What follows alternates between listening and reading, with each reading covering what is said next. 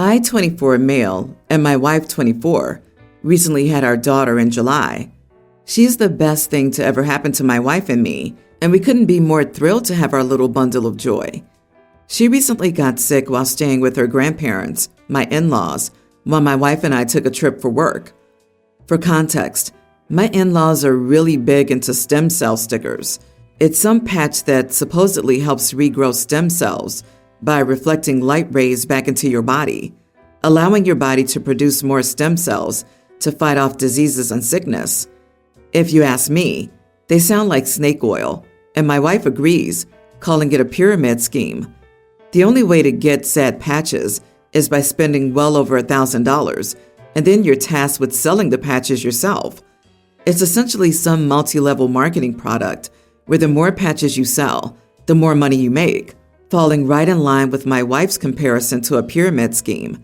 But MLMs are somehow legal. Now, I've tried researching it, and the only comments I've seen are brand new accounts never used before or after, or their entire profile is dedicated to shilling out for the brand. In my research, they appear just to be overpriced stickers. They contain no medication, special UV rays, or anything. They're just an overpriced sticker with an air bubble. But my wife and I have made it very clear that we wanted no part of it, nor do we want our daughter to have it. Even if it's fake, we wanted no part in it. And on the off chance it did something, I didn't want our daughter to be used as their lab rat or guinea pig. Now, before we left our daughter with my in-laws, we provided them with some infant medication, just in case she got sick. Can never be too safe, you know? Well, we returned home from the work trip early because our daughter wasn't getting any better, so we picked her up and went home. We were going to bathe her, and while removing her jacket, we found the stem cell patch on her arm. Upon finding it, we immediately called her parents and demanded to know why she had a patch on her. Her parents tried saying, "It's safe for babies. We even ordered the ones for ages 7 and younger, and that it's practically medication," their words, which still didn't answer our question. So my wife checked the go bag and the Motrin we gave them. While it was used some, it was a little. Her parents tried claiming that someone else in their group or whatever gave it to their son, and they got better in a week. The point is, we didn't buy it, nor did we care. We've made it abundantly clear that we wanted nothing to do with that BS, and we didn't want our daughter to be a part of it. They failed to listen.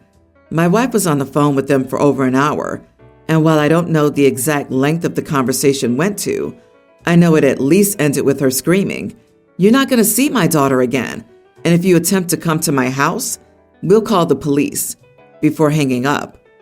That was 3 days ago, and we've had several missed calls from family members, her parents, her siblings, and even family friends, all saying that we overreacted and that they were just trying to help. Maybe we overreacted, but we wanted nothing to do with that. And despite making it clear, they went against our wishes and did it anyway. And instead of giving my daughter actual medication, they tried to give her some placebo patches. Her parents tried claiming that we're stopping them from seeing their only grandchild over something so small. But we didn't want to hear it. Am I the idiot for banning my in-laws? Not the idiot. They will never see your child without supervision again. The problem is not the patch on itself. While it's still totally BS. The problem is that your daughter was sick, and rather than following your instructions on how to take care of her, they chose to use their own BS method. They reject your parental authority unfairly, break your trust, and are now surprised that there's a consequence? They're the same kind of grandparents who told of nut allergies but still give peanut butter to their grandchild because it's not that serious, and then get all surprised Pikachu face when the parents need to go to the ER because of an allergy reaction after the visit. Her parents tried claiming that someone else in their group or whatever gave it to their son, and they got better in a week. You mean a kid recovered from a cold in a normal time frame? Color me shocked. Say it with me, people. Correlation does not equal causation. In-laws are complete idiots who cannot be trusted with your child. I disagree with downgrading this to it's probably just a sticker. My daughter's allergic to the adhesive in bandages. A freaking Band-Aid gives my kid skin rashes. The patch may be a placebo. Maybe it has some weird plant from the rainforest. Perhaps it's a colored sticker that can cause an allergic reaction. You don't know. And the infant isn't the person to test this out on. And screw the people claiming you overreacted. You set a reasonable boundary, and they broke it. It's as simple as that. I was in a friends with benefits relationship with a woman. I didn't know that she was married. She told me that they were separated. I started having feelings for her, and I confessed that I wanted to build a future with her. She came to me the next day and told me she wanted to move in with me as her ex was making her divorce difficult. I was like, sure. The first few weeks were good. She would cook and clean for me. Then she started messing with my things, telling me where to put my keys, how I go out whenever I want, etc. She became so irritating and naggy, so I lost feelings for her and kicked her out. She started begging me to give her another chance, saying that she wouldn't bother me and that she had left her husband for me. It turns out they weren't separated. She was cheating on that poor sod with me. I told her to kick rocks and never contact me again. She's now spreading the rumor that I love-bombed her, that I somehow manipulated her. Her husband is not letting her get back and is going for full custody on grounds of abandonment. I don't blame him, but I think he's overreacting, although it's none of my business. She's been harassing me on social media. She was blaming me for stringing her along and using her for intimacy. So, am I the idiot for dumping my girlfriend who left her husband for me? I don't blame him, but I do think he's overreacting. Dude, you're also living in fantasy land. She's spreading lies about you on social media after deceiving you as well as her husband, yet you think her husband is someone who overreacts? Trust me, if you think you've seen the worst of her in just a short time, then you should consider how much he's had to deal with after being married for a while and having kids with her. You were probably just the last straw. Consider setting the record straight on social media, as her lies could affect you negatively. You are not the idiot here. Exactly. She literally moved in with OP. So what if it's not abandonment? The husband didn't overreact. I suggest you tell her if she won't leave you alone, you will send anything and everything about this to her husband to help with his custody and divorce cases. Then she'll at least have a reason to avoid you. Also, I would send it all to him anyway. He deserves it to help rebuild his life as much as possible. Yeah, she sounds like a train wreck. She was cheating on her husband with you and used you when her husband kicked her out. Why would you give a chance to a cheater? If she did that to her husband, she would probably do the same to you. She even lied to you about her relationship with her husband. She only wants to get back together with you because she needs a place to stay. Just block her and have no contact with her. She's a troubled person, and it's not your responsibility. Just learn your lesson and avoid making the same mistake in the future. I am a 25-year-old female. My dog, Dove, had puppies. She's a golden lab. I promised my nephew, Dion, tween, that he could have one of the puppies when they were ready. He was so excited. So last week, when Dion and my sister came over, he asked if he could see the puppies, to which I said yes. He went in to see them. My sister and I were catching up. Then we heard Dove barking, alerting me to check on Dion and Dove. Dion was standing in the corner with his hands behind his back. We could hear the puppy's muffled cries, and I pulled him forward and found that he had put the puppy in a plastic bag. I told him off and asked him what he was doing. He started crying and saying he wanted the puppy now and that he was taking this one home. I told him, no, you already know that they're too young and need their mother's milk. Dion had a tantrum. My sister had to take him home. Dove was understandably agitated and was now wary of who came near her pups. I had decided over a couple of days that I didn't trust Dion to have one of them. So when my sister came to visit, I told her that I didn't want to give Dion one of the pups after what he did. She got upset with me and said it was a mistake and that he had learned his lesson. I said he didn't even apologize. She said, what for? The puppy was fine. I got angry and then said, what if Dove hadn't alerted us? The puppy could have died. She said I would break his heart if I went back on my promise. I said, I'm sorry, but that's my final decision. She left angry. I've since been getting people on my back about breaking my promise and that I'm a liar. I even got a video message of Dion crying and calling me names from sis. I'm starting to feel bad. Am I the idiot? Not the idiot. Dion doesn't realize the puppy is a living being, not a toy. And his mother's reaction, trying to guilt you, sending you a message of a crying Dion and so on, shows that she wouldn't stand up if Dion treated the puppy poorly. You can give him a toy dog, but not the living puppies. Exactly. If the sister can say, "What's the big deal?" to her son almost killing a puppy, she's not fit to be a dog owner either, let alone just supervising a kid as a dog owner. Kids can be idiots, but if you cannot rely on the parents to care about the puppy, that's not a safe home. I even got a video message of Dion crying and calling me names. A tween insults you, and they proudly send it to you? I'm actually not surprised at how the nephew behaves with such an upbringing. That's in bad behavior without consequences, and you who react correctly are still to blame? If that's acceptable to them, what else is acceptable? This blew my mind. What absolutely horrific parenting. My 27 female cousin, 26 female, and her fiancé, 26 male, are supposed to get married around spring. They've been engaged for 2 years. Cousin has been living with us since she was 3, after her parents passed away. I love her dearly as my younger sister, and I support her in many of her decisions, except for this marriage. I feel like my cousin is rushing into things and ignoring that they're not financially stable. Neither of them has a job, and while she's in a PhD program and they're living off some of her research funds, it's not enough to make a living.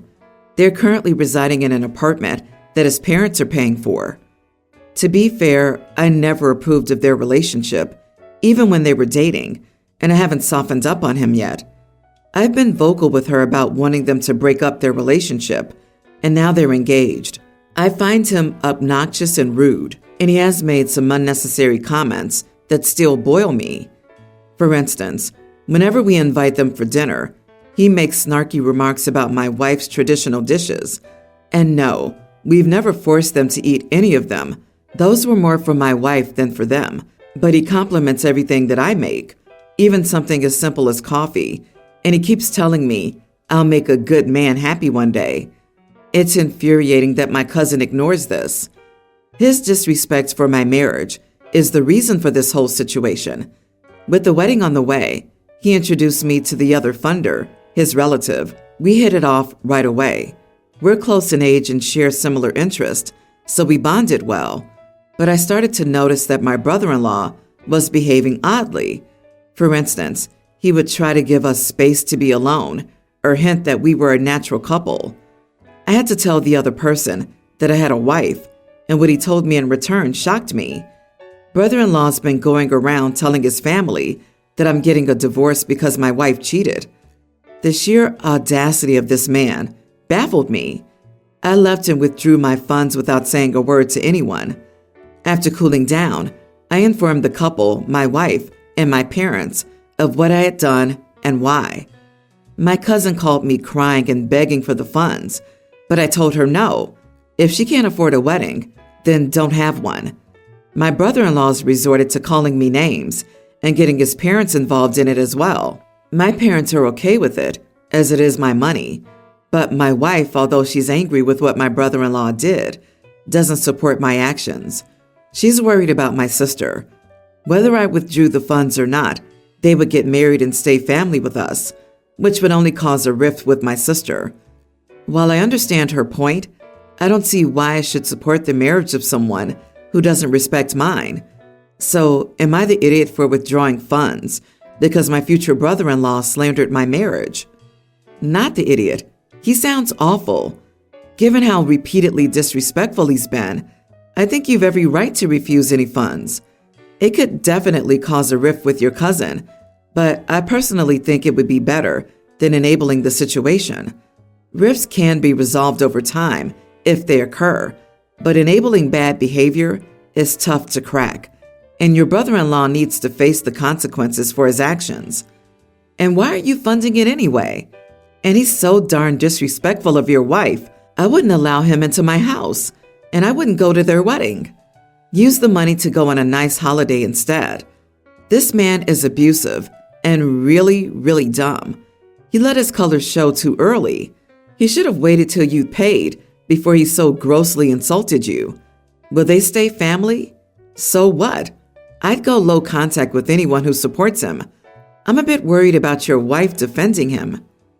I don't understand how your sister can stand idly by and watch you and your wife be treated this way. Does she respect your wife? If you and your wife are truly set on helping your sister out, you both sound incredibly generous. Maybe that wedding money could now be relabeled as helping her get back on her feet when this inevitably crashes and burns money. So my dad has been married to my stepmom for 10 years. My stepsister and I are both teen females. Even though my dad has been married to her mom for 10 years, my stepsister and I don't really know each other. Her dad works for some big international company, and she lived in Asia from when she was 3 until she was 9, then in Europe until she was 13, then lived in South America until September. Now they're in the US until the summer, and then they're returning to Asia. They're staying a few minutes from my dad and stepmom, and she's been spending the weekends with us. Now that she's here on the weekends, my dad and stepmom put another bed in my room and said I must share until they move again. She goes to this $75K a year international school by my school and drives a brand new Tesla. I go to public school and take the bus. I told her she should drive me to school because her school is next to mine and the bus sucks. She said no. I told her to be a good sister and help me out, and she said she wasn't my sister. So since she won't help me out and says she's not my sister, I won't share a room with her. I left her stuff outside the room and took the spare keys so they couldn't let her in, and I told her I'd share my room when she shared her car. Now her dad won't let her come here and says her mom has to go to their house to see her. They also might go back to Asia early because the whole point of them staying here for a year was for her to get to know her mom. She visits a couple of weeks a year, but it's different, and that's not going to happen if she doesn't have a room at the house. They're saying that they get why I did it, but I need to deal with her until she returns to Asia. Am I the idiot for telling her I'll share my room when she shares her car? Not the idiot. Losing your personal space is a big thing, and it doesn't sound as if you were asked before, but told. If people think you're rude for telling her to drive you, so is she for not being a gracious guest and helping you. She didn't ask to share the room. It was decided for her too. Oh, P, you are the idiot. If you flat out tell her she should drive you to school, that's not asking. That's not being polite. You used the "we're sisters" line only when it was convenient for you, but had no real sincerity since you can't handle a negative factor of being siblings, like sharing a room. So I could understand her response. As an aside, it's weird how your parents let you run their house. Your stepmom is the only one who gets a bad hand dealt here. If you waited a few weeks and asked her, or brought it up with your stepmom and had a conversation about it, then I'd say differently. The reality is that it's not your house, and your parents can put your stepsister in your room if they want. It's not abusive, evil. It's just an inconvenience for a little while, and that's it. I'm really surprised at some of the entitlement here. LOL. Nope, it's not her house, but it is her bedroom. There's nothing wrong with the parents giving up their bedroom and sleeping on a nice pull-out sofa if they want a stepsister there so bad. It's not a tantrum to not want a virtual stranger in your personal space. The bedroom is the one place you should have to yourself and only share if you wish, especially as a teen. And what about the entitled brat sister who won't give her a lift to school? Why would she not? Honey, it sucks for your stepmom, but I think her daughter was looking for a way to go back to her usual, and you gave her one that she took, gladly.